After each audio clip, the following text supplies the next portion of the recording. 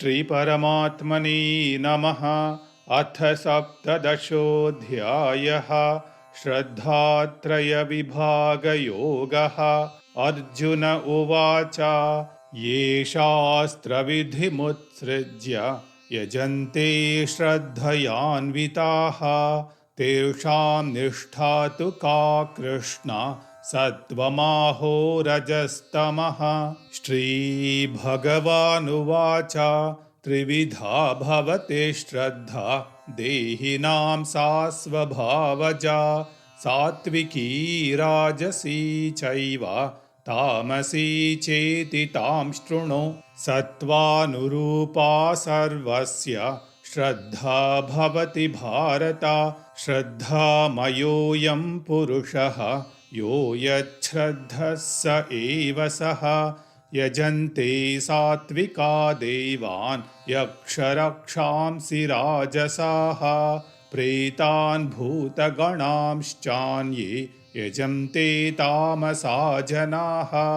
अशास्त्रविहितं घोरं तप्यन्ते ये तपो जनाः दम्भाहङ्कारसंयुक्ताः कामरागबलान्विताः कर्षयन्तः शरीरस्थं भूतग्राममचेतसः मां चैवान्तः शरीरस्थं तान् विद्यासुरनिश्चयान्। आहारस्त्वपि सर्वस्य त्रिविधो भवति प्रियः यज्ञस्तपस्तथा दानं तेषां भेदमिमं शृणु। आयुस्सत्त्वबलारोग्यसुखप्रीतिविवर्धनाः रस्या स्निग्धा स्थिरा हृद्याः आहाराः सात्विकप्रियाः। कट्वं ललवणात्युष्णतीक्ष्णरूक्षविदाहिनः आहारा राजसस्येष्टाः दुःखशोकामयप्रदाः। यातयामं गतरसं पूतिपर्युषितं च यत् उच्छिष्टमपि चामेध्यं भोजनं तामसप्रियम्। अफलाकाङ्क्षिभिर्यज्ञः विधिदृष्टो य युज्यते यष्टव्यमेवेति मनः समाधाय स सात्विकः। अभिसन्धाय तु फलं दम्भार्थमपि चैव यत् युज्यते भरतश्रेष्ठ तं यज्ञं विद्धि राजसं। विधिहीनमसृष्टान्नं मन्त्रहीनमदक्षिणं श्रद्धाविरहितं यज्ञं तामसं परिचक्षते। देवद्विजगुरुप्राज्ञपूजनं शौचमार्जवम् ब्रह्मचर्यमहिंसा च शारीरं तप उच्यते। अनुद्वेगकरं वाक्यं सत्यं प्रियहितं च यत् स्वाध्यायाभ्यसनं चैव वाङ्मयं तप उच्यते। मनःप्रसादः सौम्यत्वं मौनमात्मविनिग्रहः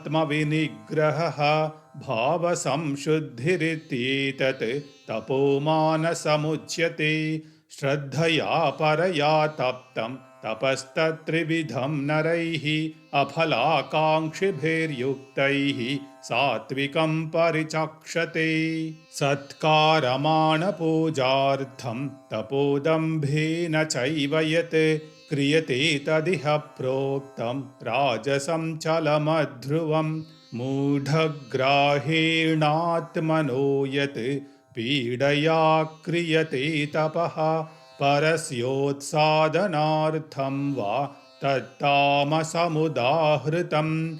दातव्यमिति यद्दानं दीयतेनुपकारिणे देशे काले च पात्रे च तद्दानं सात्विकं स्मृतं। यत्तु प्रत्युपकारार्थं फलमुद्दिश्य वा पुनः दीयते च परिक्लिष्टं तद्दानं राजसं स्मृतम्। अदेशकाले यद्दानम् अपात्रेभ्यश्च दीयते असत्कृतमवज्ञातं तत्तामसमुदाहृतम्।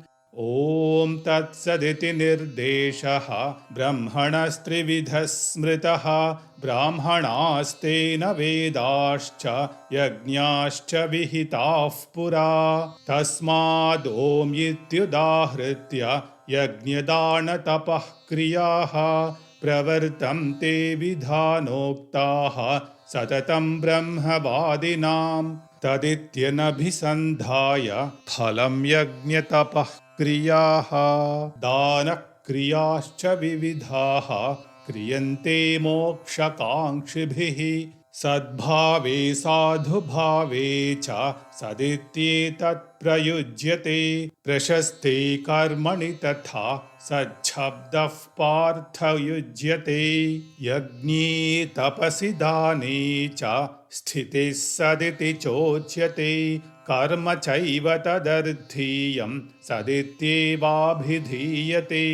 अश्रद्धया हुतं दत्तं तपस्तप्तं कृतं च यत् असदित्युच्यते पार्थ न च तत्प्रीत्य नो इह ॐ तत्सदिति श्रीमद्भगवद्गीतासु उपनिषत्सु ब्रह्मविद्यायां योगशास्त्रे श्रीकृष्णार्जुनसंवादे श्रद्धात्रयविभागयोगो नाम 17 अध्यायः।